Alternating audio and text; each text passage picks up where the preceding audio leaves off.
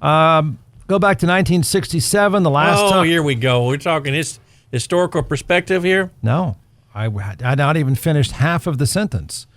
Go back to 67 to find the last time a college program had 4 players taken in the first 10 picks. Ohio State is projected to have 4, maybe 5 of the first 10 players taken in the draft. I believe 4 of those will be defensive players. Yeah, the linebacker that the Cowboys want, Sammy. Miami, it's been 20 years since Miami had 3 players taken in the first round. That's expected to change.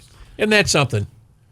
It's kind of Worms' turn. They finally found their way this year with a little better than average coach. Here you go. You and your fans and friends from Caldwell will appreciate this. Texas A&M has never had more than 10 players taken in a single draft.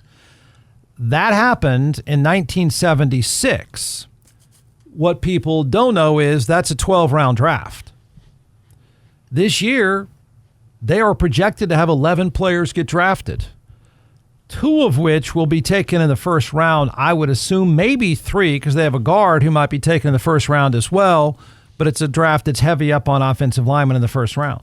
And that always is a measure of your team should be in the playoffs. Your team should challenge for a national title. Well, the draft tells you how good you are. Yeah, the draft tells you how good you are. Right. Here, this was a nerdy one, extra nerdy one. So I remember, particularly at Texas Tech, when the number of 5,000 yards was the litmus test for passers. But it's always been, since the early 2000s, it's been 4,000. Mm-hmm. Got the Graham Harrell's era of that guy. How many 4,000-yard passers do you think college football had in 2025? Maybe 1 at the most. There was 1. 1, I thought, yeah. 1.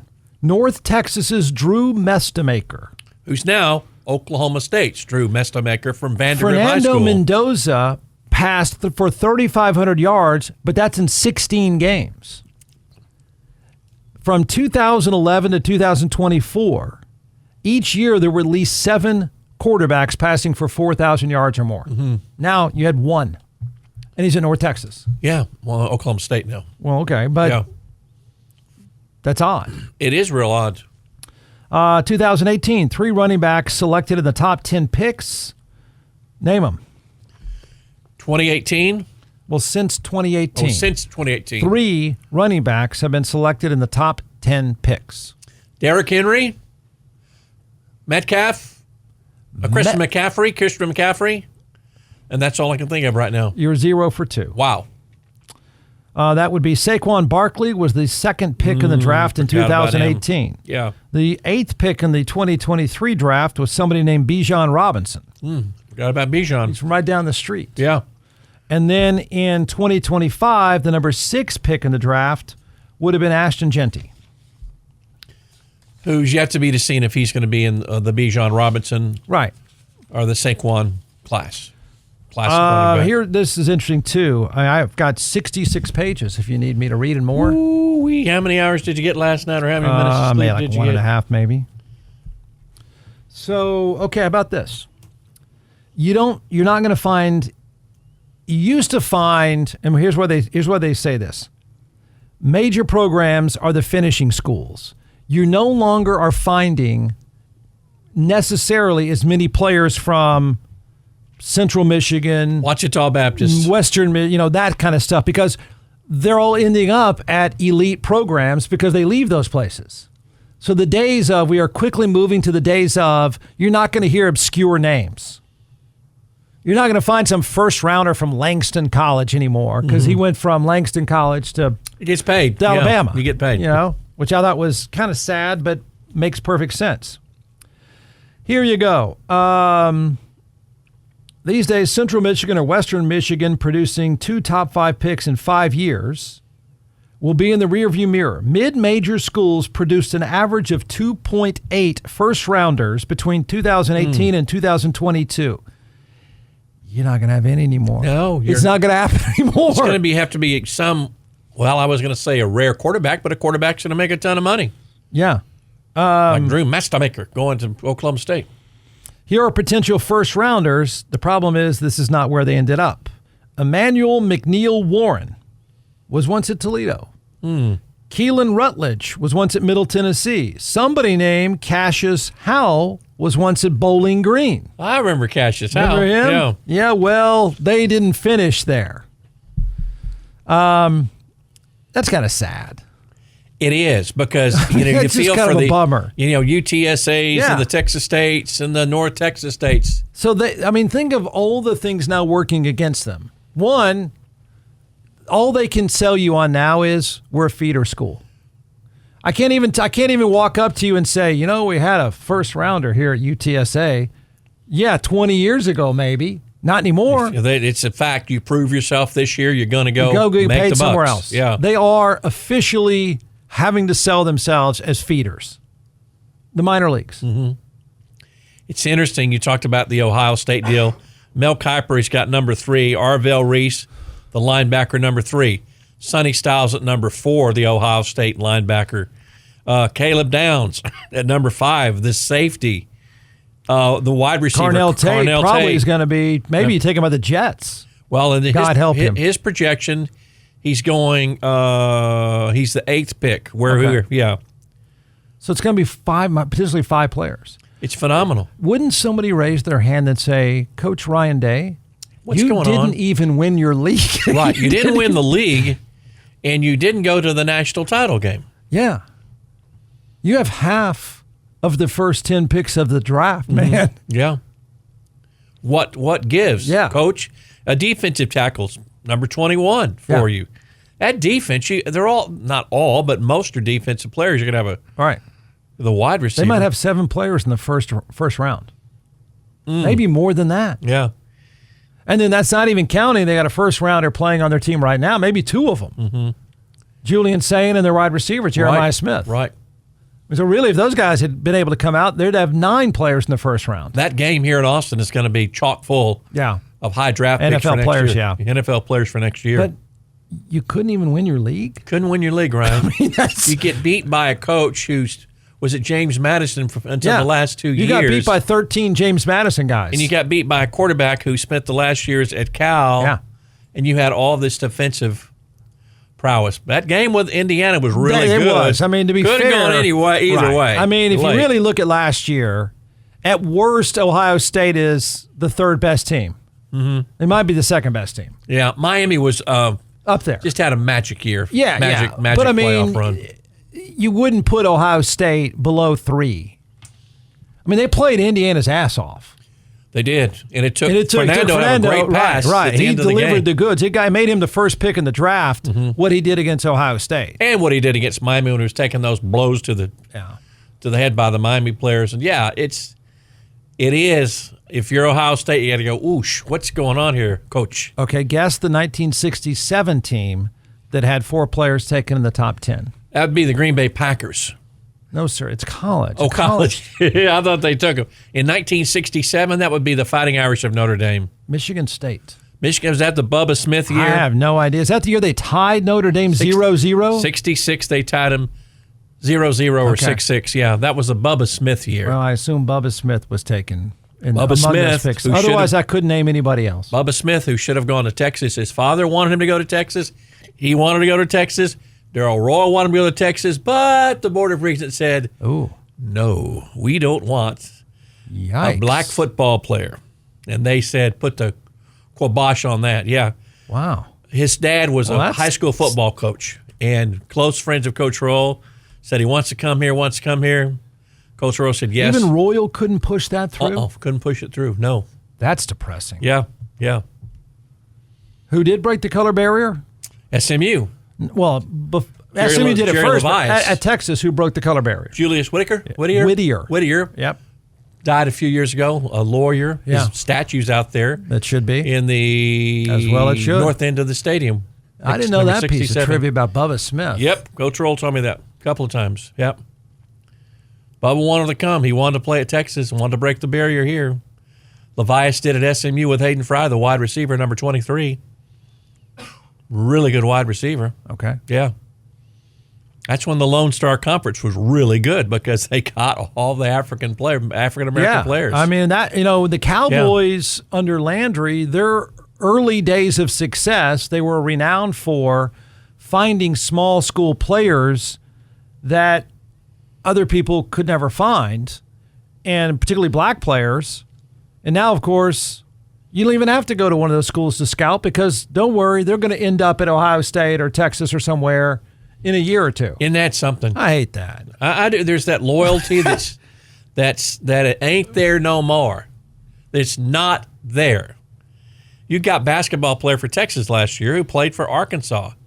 We have a former Longhorn wide receiver who's going to play for Oklahoma this year. It's all about the but you're never going to look at the top of the draft. Okay, you're not going to find a player in the top of the draft who you've never heard of or seen before. Exactly. Those days are gone. There used to be 2 or 3 guys where you would go, wait, what? They took a guy from Western Michigan. Langston State. Yeah. Wichita Baptist. And then if it worked out, cool. I'm trying to think of the last really small school guy that was a star in the NFL.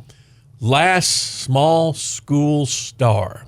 First rounder. Travis Kelce's from Cincinnati, but that doesn't count. Wyoming doesn't count. That's where Josh Allen's from. Yeah. They don't have many people in Wyoming. They got a lot of buffalo. Yeah. He's not from there.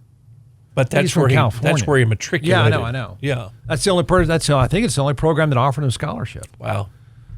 Kyle, what was the last first round small school, even mid-major star? I mean, Ashton Genty's Boise State. I don't think that counts. Malcolm Butler from West Alabama. Oh, defensive back. My God, that was like 20 years ago. Yeah, or 10 years ago. 10 years ago. Mm-hmm. Wow. Okay. Yeah, those days are over. It's gone. Never. Never it's to be not like the NBA draft when you have. Do you remember who Dallas? Francisco Fernando from France. Yeah. Right. But do you remember, what Dallas used to pull off? Ed Jones. Right. Hall of Famer. Tennessee State. Right. Beautiful Harvey Martin. Where's he from? I don't know, but it's not anything big. Thomas Henderson. Langston State. Via Anderson High School. That's right. The Anderson High School. The corner for Dallas, Everson Walls was, I believe, a Grambling guy. Well, you had, like I said, I don't know where Dwayne Thomas was from. Cliff Harrison. They were Wichita State. One of them was Wichita State. Langston State, Wichita. Yeah, you had people. Yeah, not Their anymore. heyday, a lot of guys, most of the stars are from small programs. And they would find them. Yeah. They would find him and they would believe in him, too. Where did Billy Joe, he's Michigan. He's a Michigan State guy, I believe. Oh, he was? I believe he was. Randy White. Maryland. Yeah. Yeah. Let's do obscure Cowboys trivia. For 500. We had a Cowboy death today, Jeff. Huh? Had a former Cowboy player died today. I believe it was, I don't want to reveal Golden Richards. Is he alive? Or something bad happened? I think I read a bad story. Golden Richards. Is that a bad story? Golden had his run-in with the law. Cowboys have a lot of bad stories. The Cowboys of their heyday had some bad stories. John Fitzgerald died. Okay. 2 Super Bowls of the Cowboys in the early 70s. Okay. I can't help you. Really good lineman. Yeah. Okay. Can't help you with that. Where'd Dwayne come? I feel like Dwayne Thomas had to be from a small school. Had to be. West Texas State. That's small. Where's that? That's in up. Is that Canyon? Yeah, by the Panhandle. Isn't it called something else now? Yeah, just West Texas. West Texas A&M now. It's part of the A&M system. It's funny is I had a teammate at Texas. Oh boy, he got kicked out. You know what he played? He played one down. Kickoff, opening kickoff. He got thrown out, never to be seen again. Played for Texas. Played for Texas. Wow, Fred. Yeah. Fred got mad. Ended up at, where's that place? West Texas State. And then was played for the Raiders for 10 years. Wow. Yeah. What the hell did he do on that kickoff? He did a lot. Karate? Oh, no. It was he had the guy down. As the film, we're watching, and you can hear guys starting to laugh. He has a guy pinned down, and he is rabbit punching him in the face repeatedly. and the video stops. Okay, right? You see it because they show the coverage, right? Sunday nights, the first thing you do is watch special teams and grade them and all this stuff. So a lot of guys in the room who are starters don't play a lot of special teams, so they're dozing off or whatever. And so The kickoff goes, and they have the videos broken down into sections on the kickoff where you watch how your protection works and all that stuff. You see him drop to protect. He then launches himself, takes this dude out. And on the video, you see at the upper part of the screen is this guy pinning someone down and just punching him repeatedly. The video stops. The room is dark. Son, what the hell are you doing? I need to talk to you. He, how do I put this? He had some issues. Okay. A lot. A lot of issues. And he went from...